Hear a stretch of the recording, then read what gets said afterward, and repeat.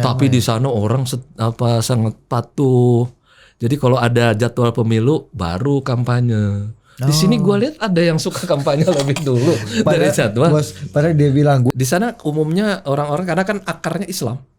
Akarnya Islam, 70% mereka agama Islam. Jadi di masa Uni Soviet juga tetap mempertahankan Islam itu menjadi tradisi. Kembali tadi yang secular state itu, jadi menurut aku memang clear soal itu. Jadi apa yang diurus oleh negara adalah urusan publik.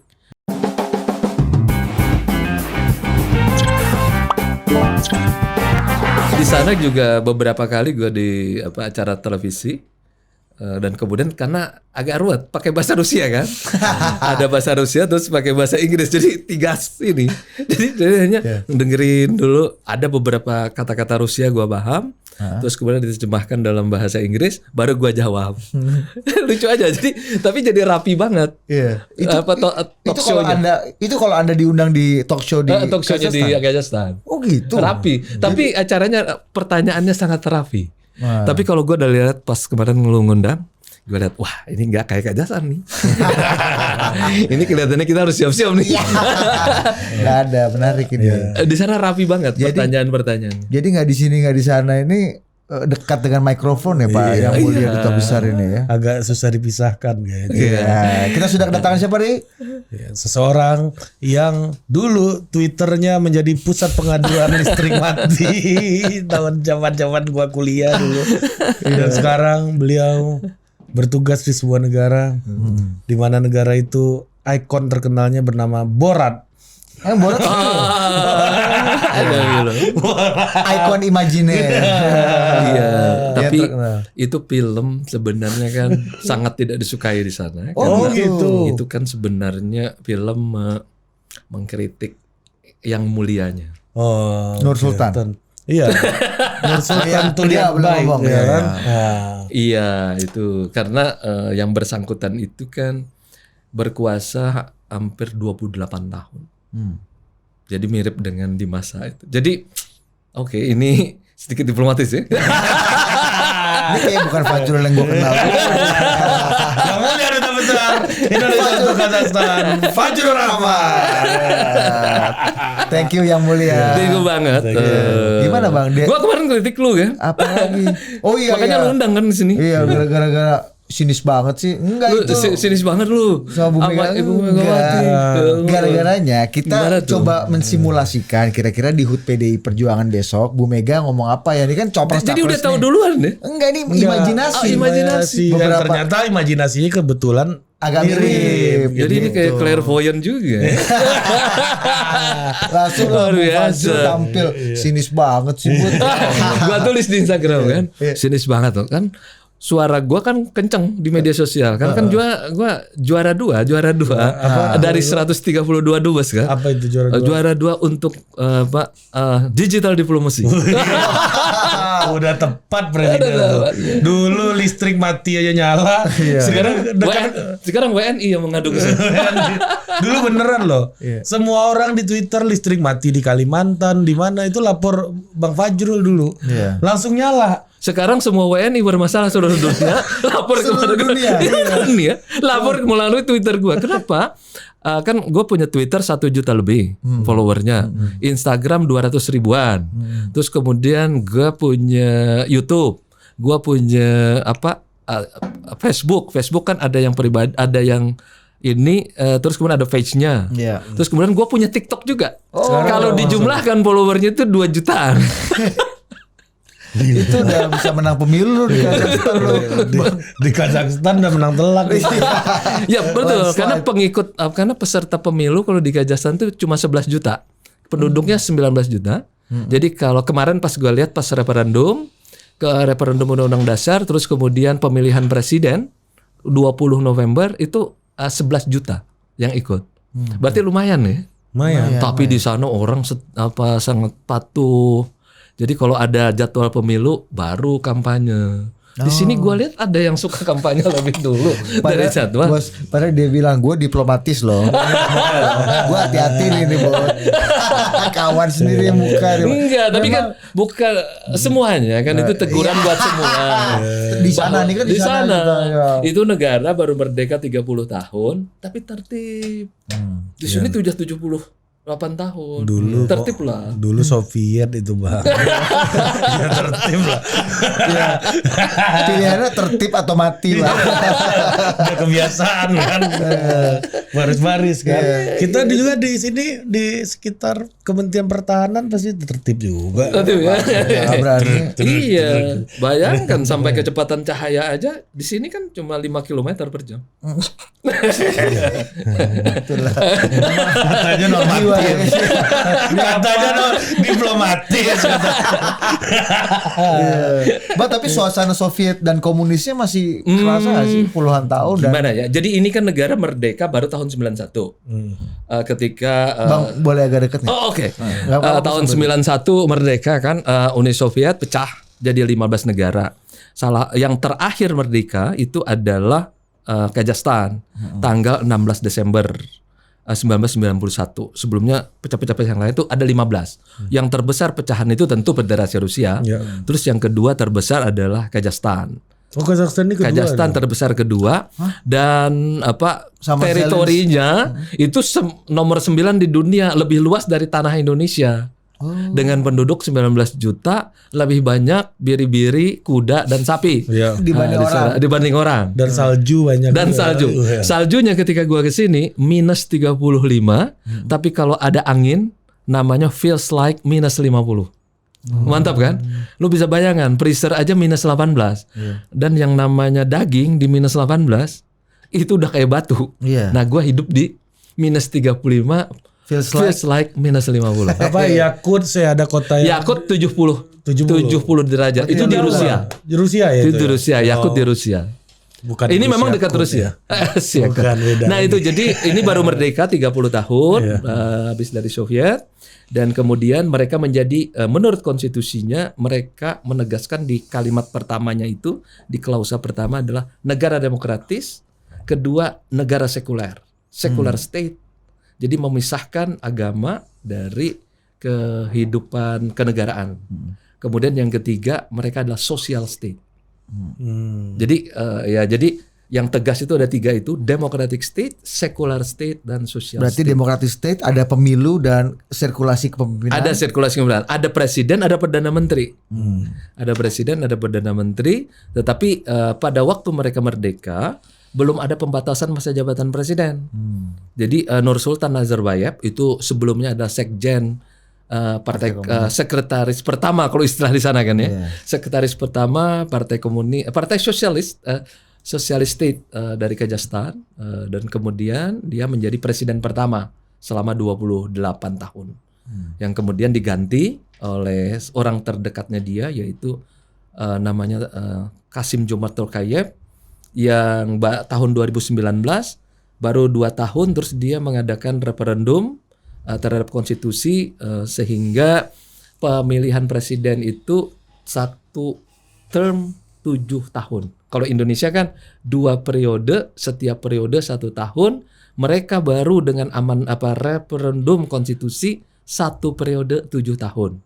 Kalau Filipina kan setelah Marcos jatuh 1 periode 6 tahun.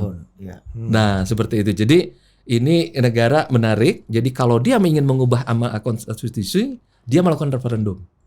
Jadi tidak hanya melalui, kalau kita di sini kan MPR saja. Kalau di sana harus tanya kepada masyarakat. 11 juta tadi 11 juta, 19 juta penduduk, 11 juta pemilih. Pertanyaannya cuma ya dan tidak umumnya. Ya dan tidak dan ya.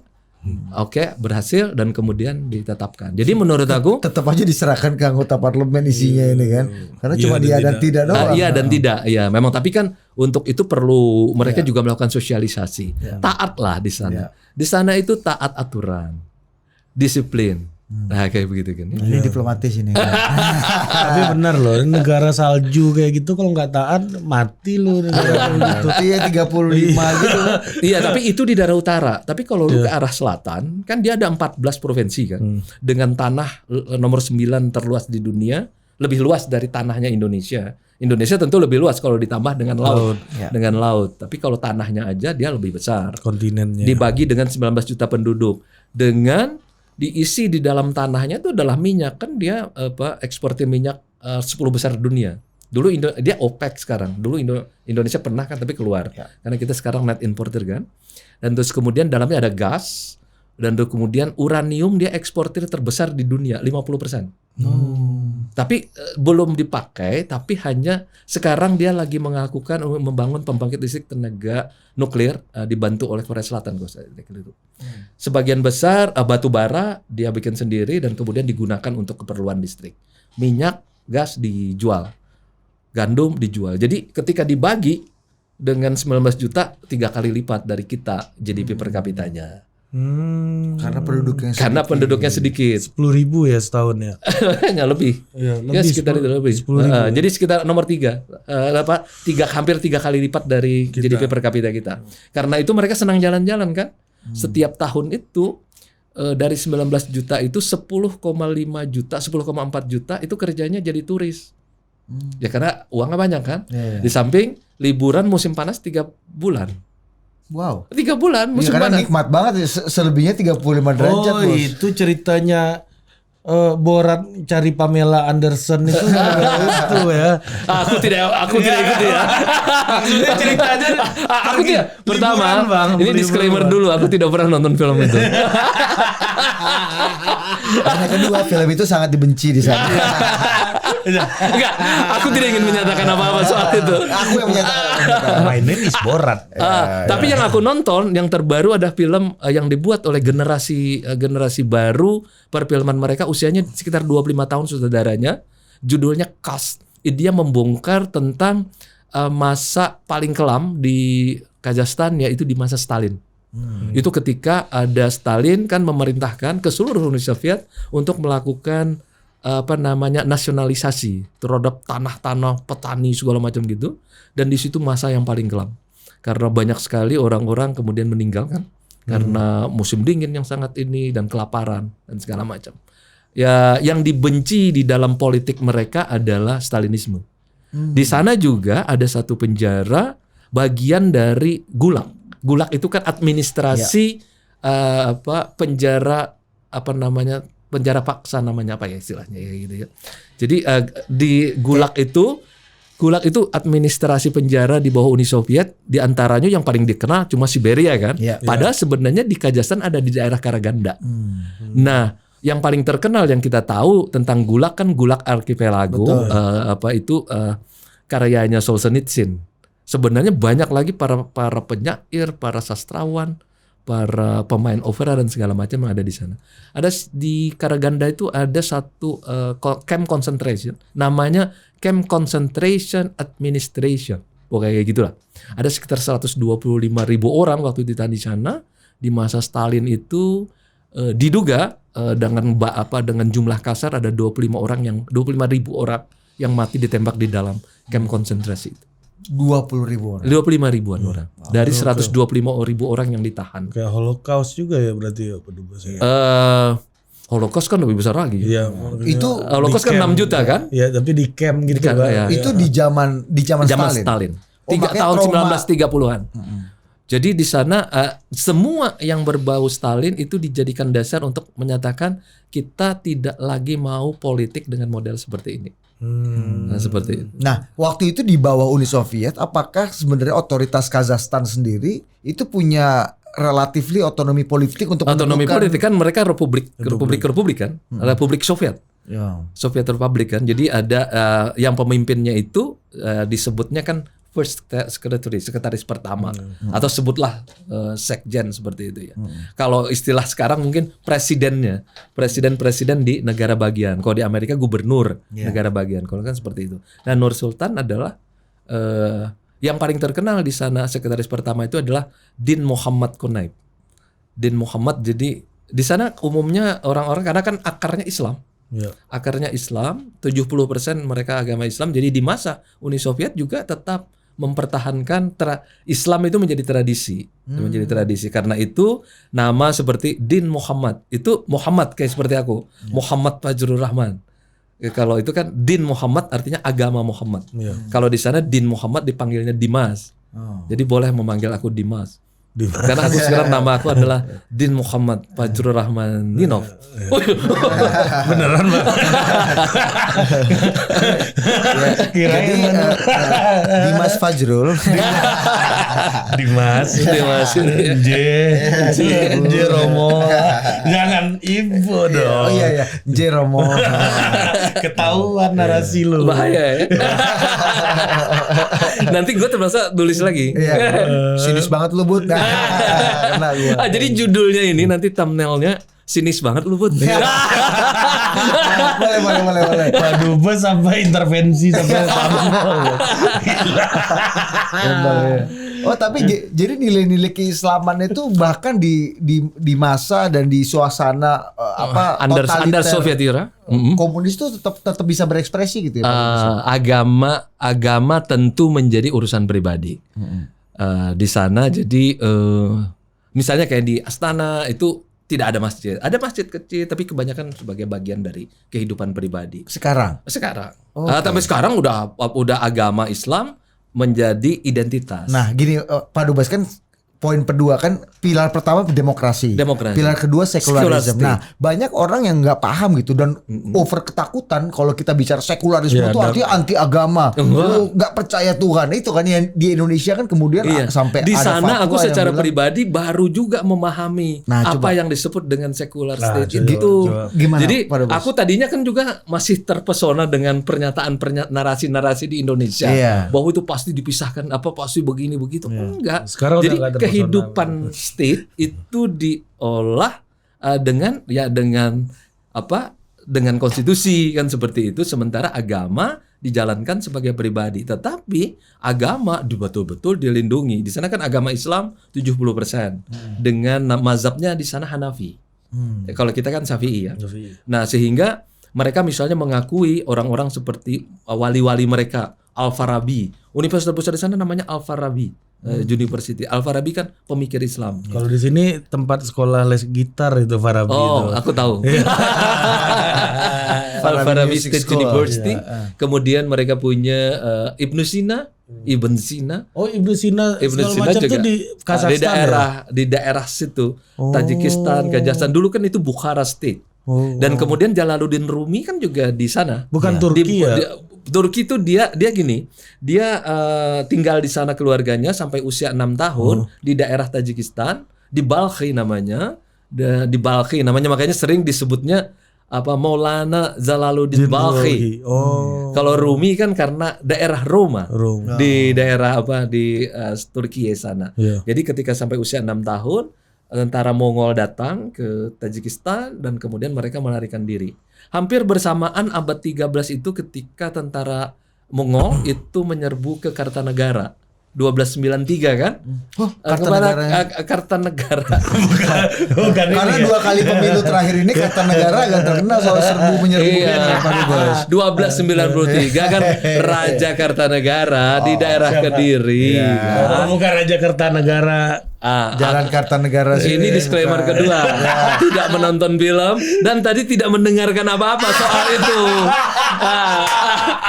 Tadi apa yang dinyatakan? Anggap aja enggak tahu tadi apa tadi ada omongan. Disclaimer kedua. Berbarengan sama Kediri waktu itu. Ya Kediri, ini Kediri ya. Daerahnya Kediri. Jadi ada Jalaluddin Rumi, kemudian juga ada Maulana, ada Koza Sufi Ahmad Yashawi. Itu wali-wali mereka. Jadi sekarang identitas mereka diambil dari identitas Islam dan identitas nomad. Nomadnya itu apa misalnya? Karena mereka mengatakan bahwa mereka itu udah keturunan dari salah satu istri dari Genghis Khan. Kayak gitu. Nah, yang pernah datang ke Indonesia loh waktu itu kemungkinan besar dari 20.000 ekspedisi dari waktu itu setelah Genghis Khan, Kubilai Khan kan ya, dari dinasti Yuan itu dari Cina kan masuk ke arah Kediri 20.000 orang, sekitar 2.000 orang adalah orang Kazakhstan.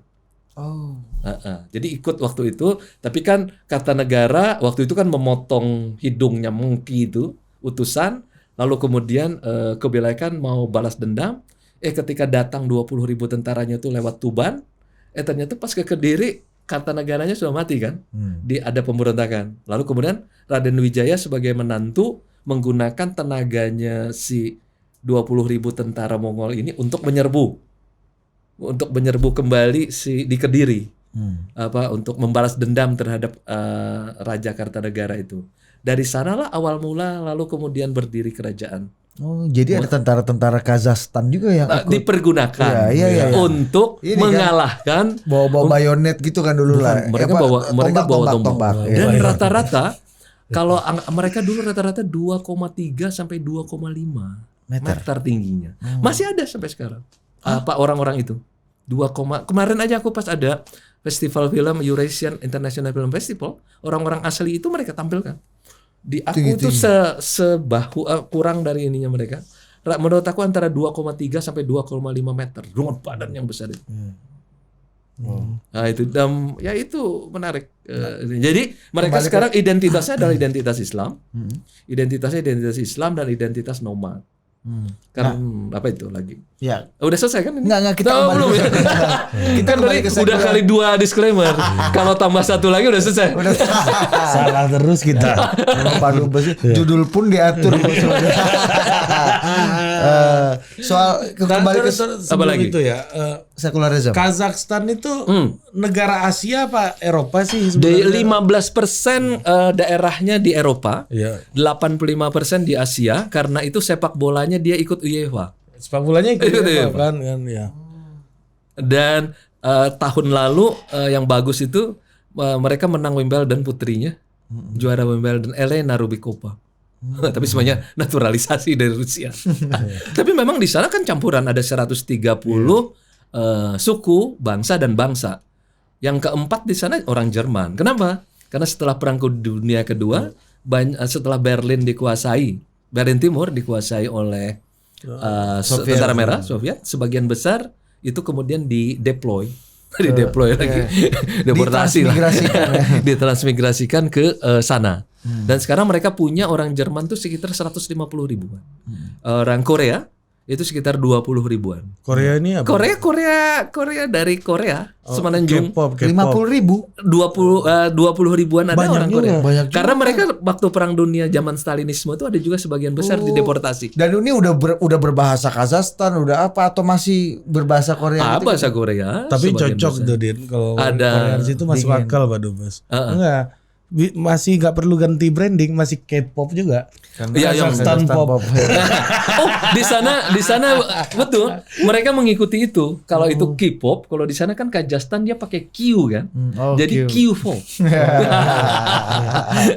Masuk barang Q. Kok pakai Q? Ya kan Kazakhstan. Kadang ditulisnya di sini pakai K, tapi mereka menulisnya pakai Q. Jadi Kazakhstan. Kalau sekolah masih bahasa Rusia di situ. Bahasa Rusia dan sekarang kan bahasa nasional yang ditanamkan adalah bahasa Kazakh. Bahasa Kazakh agak berbeda dengan ini. Jadi mereka tetap mengakui bahasa Rusia sebagai bahasa pengantar di antara mereka, tapi sekarang semua pidato-pidato pejabat pemerintah itu dengan bahasa Kazakh. Misalnya kalau terima kasih itu rahmet.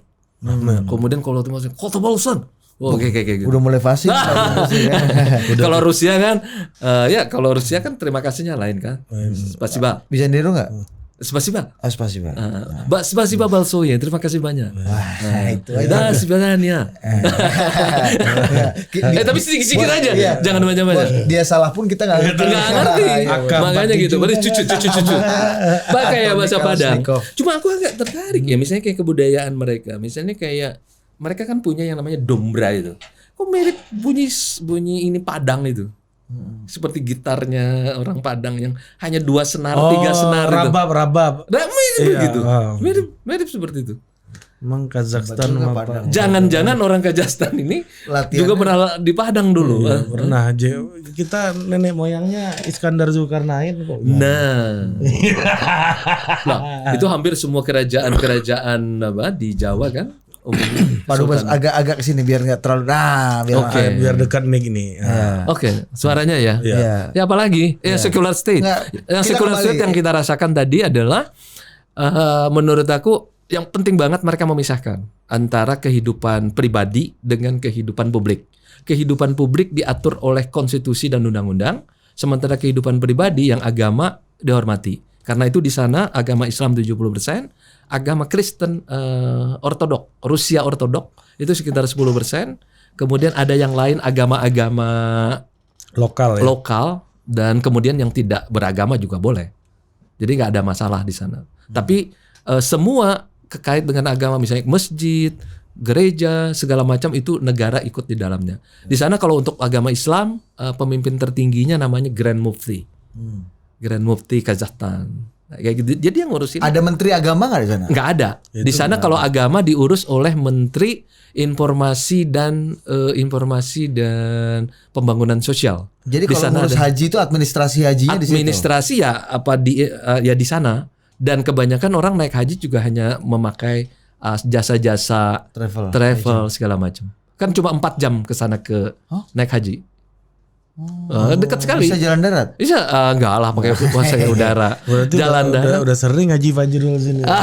Pulang kampung udah haji bos. Udah haji pagi. Iya, dekat di sana. Dekat jadi tidak ada Kementerian Agama, tidak ada otoritas khusus yang mengurusi haji. Nggak ada. Yang ngurusin itu kebanyakan dari Grand Muftinya juga ada. Kan juga dia ada kegiatan-kegiatan organisasinya. Tapi bisa pribadi juga. Aku misalnya mau naik kemarin aku nanya-nanya, bisa umrah di mana? Dikasihnya apa? Travel Bureau.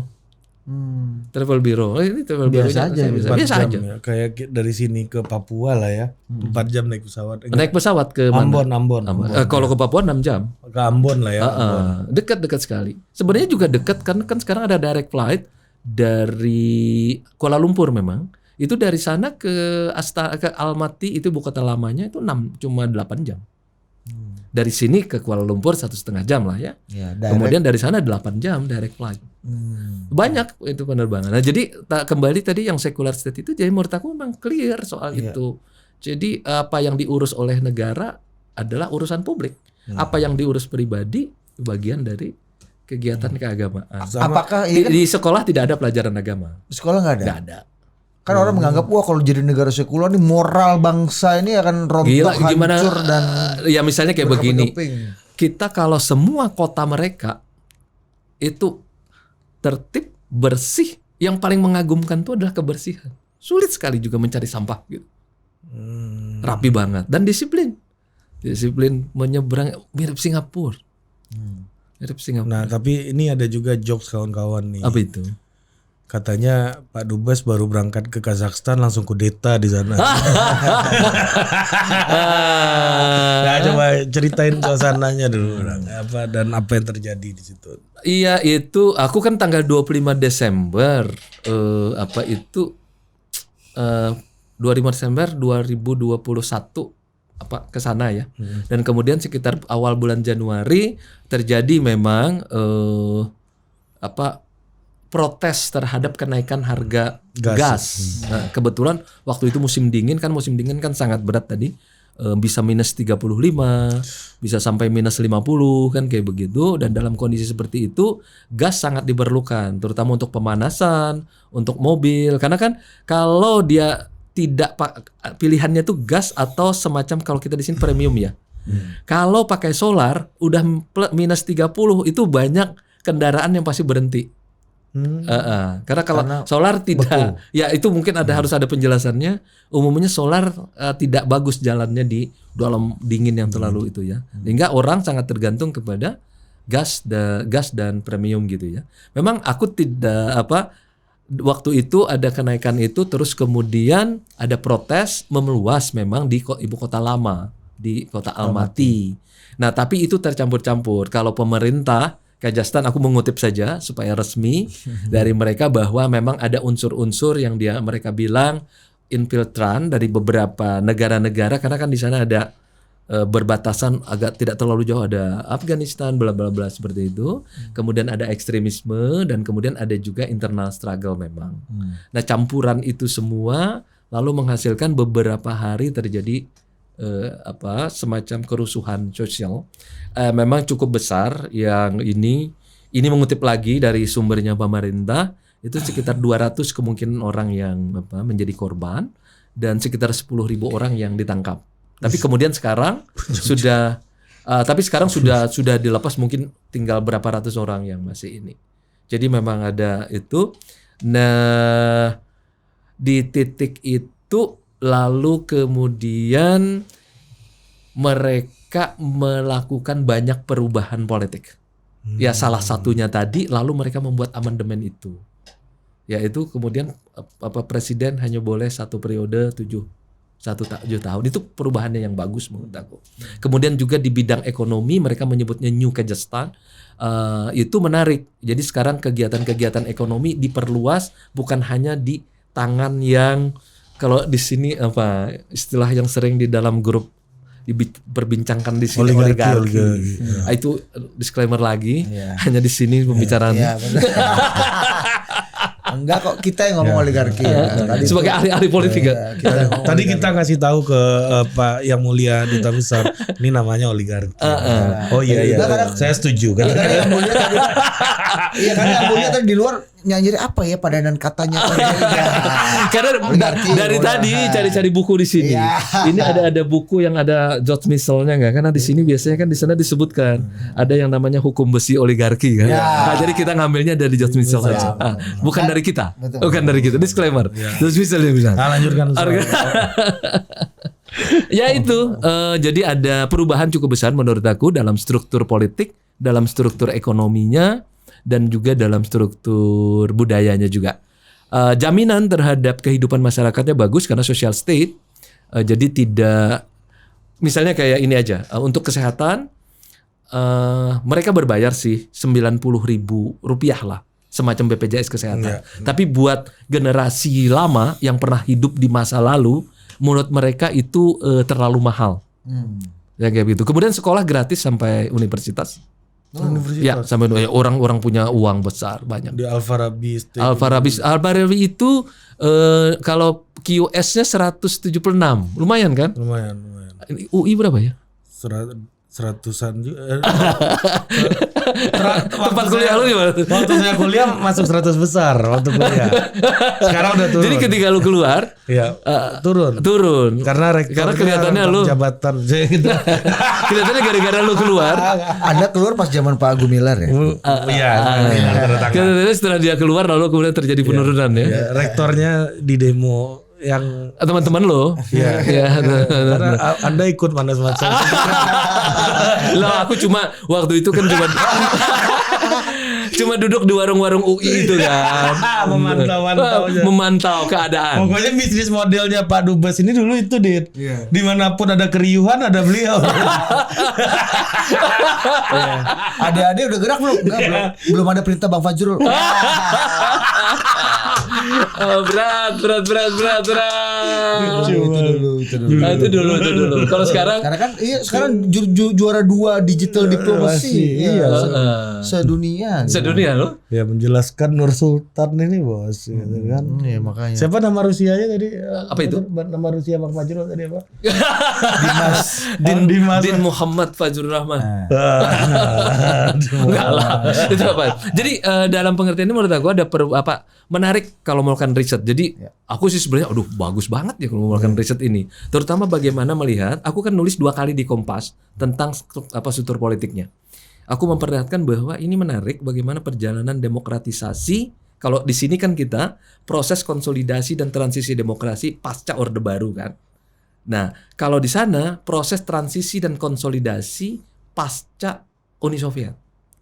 Nah, struktur politiknya itu masih kesulitannya itu adalah kan kalau dalam sistem itu kan pasti ada lembaga ya, ada lembaga-lembaga demokrasi, kemudian ada aturan-aturan demokrasi, dan kemudian ada habitus demokratis atau budaya demokrasi.